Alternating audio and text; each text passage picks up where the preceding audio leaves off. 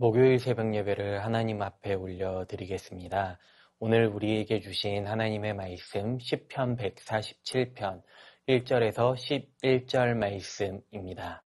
할렐루야, 우리 하나님을 찬양하는 일이 선함이요 찬송하는 일이 아름답고 마땅하도다. 여호와께서 예루살렘을 세우시며 이스라엘의 흩어진 자들을 모으시며 상심한 자들을 고치시며 그들의 상처를 싸매시는도다. 그가 별들의 수요를 세시고 그것들을 다 이름대로 부르시는도다. 우리 주는 위대하시며 능력이 많으시며 그의 지혜가 무궁하시도다. 여호와께서 겸손한 자들은 붙드시고 악인들은 땅에 엎드러뜨리시는도다. 감사함으로 여호와께 노래하며 수금으로 하나님께 찬양할지어다. 그가 구름으로 하늘을 덮으시며 땅을 위하여 비를 준비하시며 산의 풀이 자라게 하시며 들짐승과 우는 까마귀 새끼에게 먹을 것을 주시는도다. 여호와는 말에 힘이 세다 하여 기뻐하지 아니하시며 사람의 다리가 억세다 하여 기뻐하지 아니하시고 여호와는 자기를 경외하는 자들과 그의 인자하심을 바라는 자들을 기뻐하시는도다. 아멘. 성도의 삶에서 잊지 말아야 할 것 중에 하나가 바로 하나님을 찬양하는 것입니다. 시편 147편은 우리가 잘 알고 있는 주일 일부 예배 때에도 함께 부르는 비준비하신 이의 가사가 되는 내용입니다. 특별히 오늘 이 시편은 이스라엘 백성들에게 왜 하나님을 찬양해야 하는지 구체적으로 말씀해 주고 있습니다. 우리의 찬양은 단순한 감정으로 하는 것이 아니라 성도로서 그리스도인으로서 삶에서 당연히 드려야 할 고백입니다. 무엇보다 하나님께서 누구이신지 분명히 안다면 우리의 삶에서 찬양을 멈출 수 없습니다. 우리가 찬양해야 할 첫 번째 이유는 상처 입은 자를 고치시기 때문입니다. 오늘 본문 1절 말씀 다시 한번 보시면 할렐루야, 우리 하나님을 찬양하는 일이 선함이여 찬송하는 일이 아름답고 마땅하도다.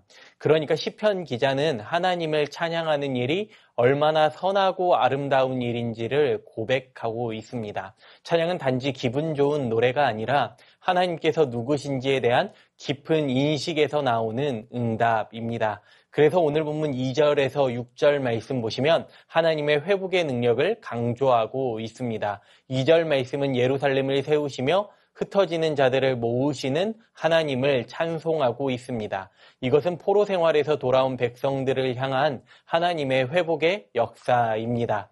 또한 3절 말씀에서는 상심한 자를 고치시며 그들의 상처를 싸매시는 하나님을 찬양하고 있습니다. 하나님께서는 상처 입은 마음에 무관심하지 않으시는 분이시며 오히려 그 고통 가운데 직접 찾아오셔서 그 상처를 싸매시고 고치십니다. 그래서 4절에서 6절 말씀은 수많은 별들의 이름을 아시는 전능한 창조주 하나님께서 동시에 상한 마음을 치유하신다고 고백하고 있습니다.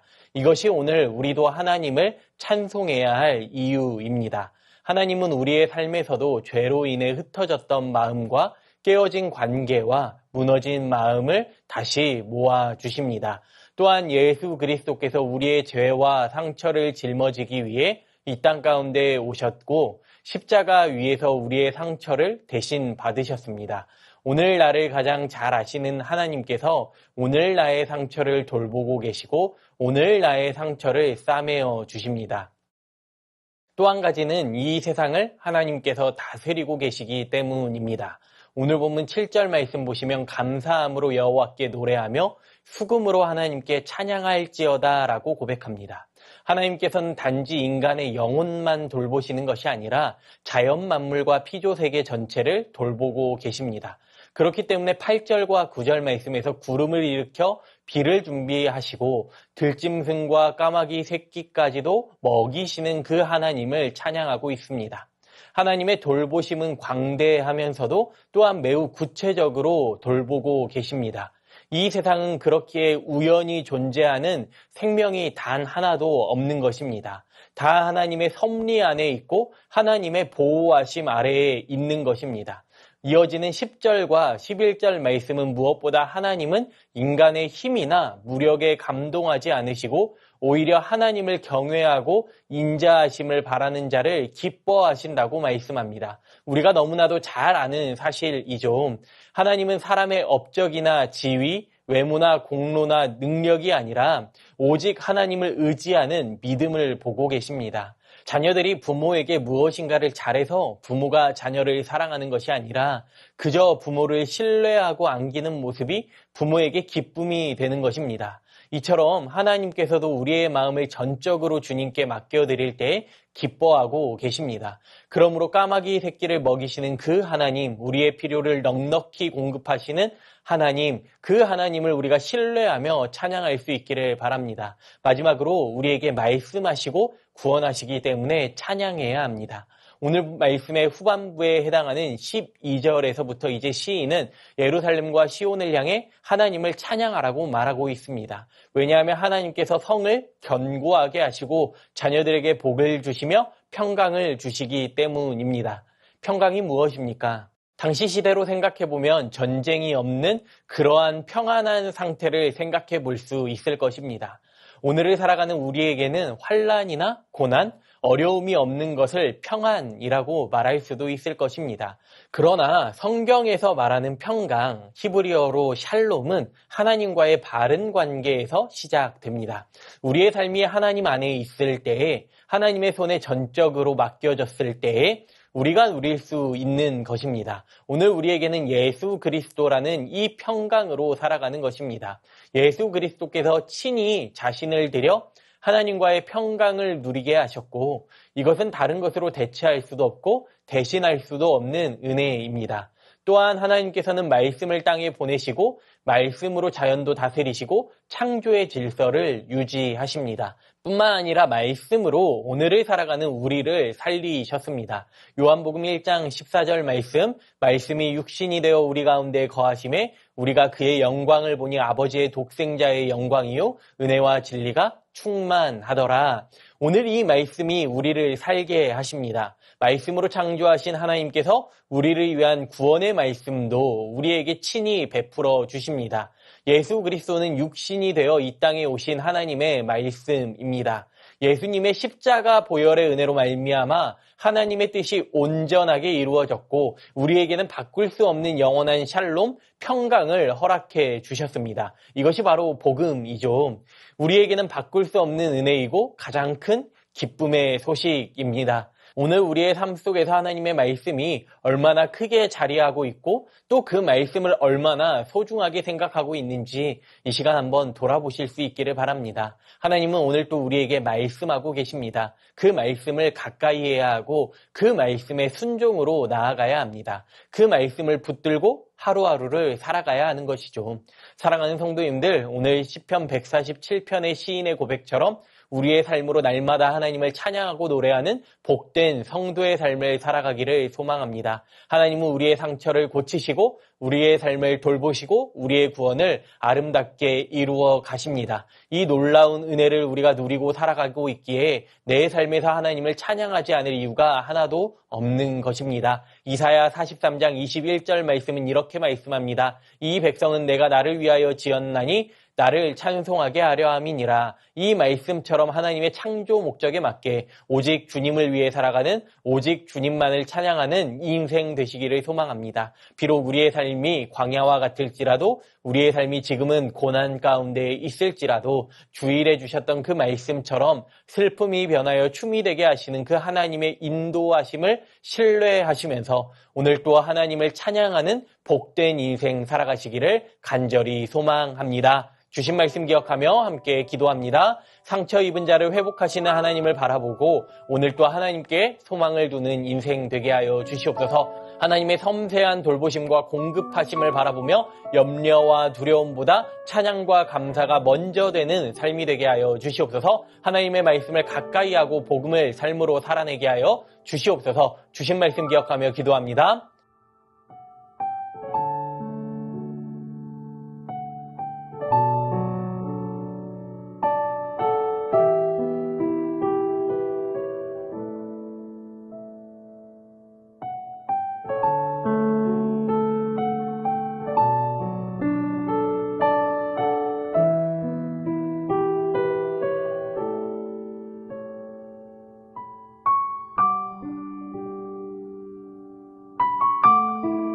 나라와 열방을 위해 기도합니다. 하나님의 공의와 정의가 이 나라 가운데 임하게 하시고 위정자들이 나라와 국민을 위해 섬기게 하여 주시옵소서. 이 땅의 교회가 고통받고 어려움에 있는 이웃들을 살피며 복음의 통로로 쓰임받게 하여 주시옵소서. 태국과 캄보디아 국경 분쟁을 비롯한 열방의 모든 전쟁과 다툼을 그치게 하여 주시고 자연재해로 피해 입은 재난으로 피해 입은 모든 나라를 회복시켜 주시옵소서. 나라와 열방을 위해 기도하겠습니다.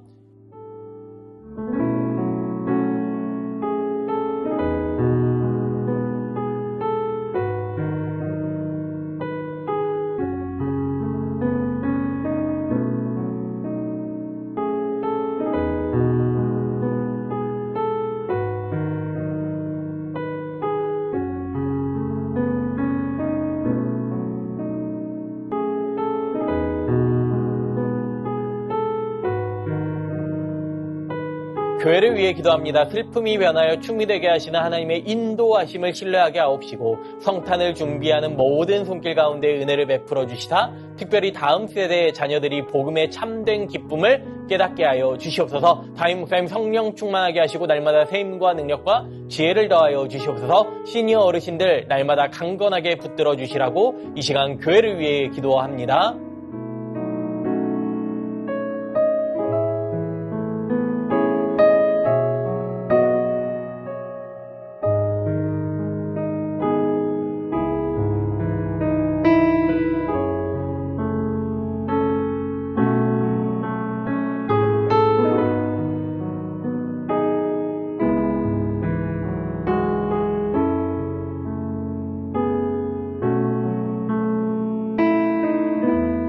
마지막으로 선교사님과 한우분들을 위해 기도합니다. 오늘은 탄자니아 김현석 고미라 선교사님 위해 기도하실 때에 혼란한 탄자니아 상황 가운데 특별한 하나님의 안전하심과 보호하심으로 함께하여 주시옵소서. 케냐로 잠시 발걸음을 옮기는 불편한 마음 속에서 주님의 계획하심을 붙들고 하나님께서 일하시는 일들을 경험하게 하여 주시옵소서. 환우분들을 위해 기도하실 때 박준석 집사님 어머니 골수암으로 인한 조혈모세포 이식이 예정되어 있었으나 급성 백혈병으로 전이되어 치료가 중단되었습니다. 어려운 상황 속에서 치료의 방향이 속히 정해지게 하시고 온전히 치유되게 하시고 가족 모두에게 하나님의 위로함과 담대함을 허락하여 주시옵소서. 양금숙 성도님 췌장암이 재발하여 항암을 시작하셨습니다. 잘 견디고 이겨낼 수 있도록 도우시고 항암을 통해 깨끗하게 치료되게 하여 주시옵소서. 김현정 집사님의 어머니 대동맥 파열 수술 이후 많이 회복되셨습니다. 2차 병원으로 전원하여 치료를 이어가고자 합니다. 모든 회복의 과정 가운데 함께하여 주시옵소서. 조정순 권사님 남편 백현호님 뇌출혈 후유증으로 식사를 하지 못하고 균형을 잡지 못하고 있습니다.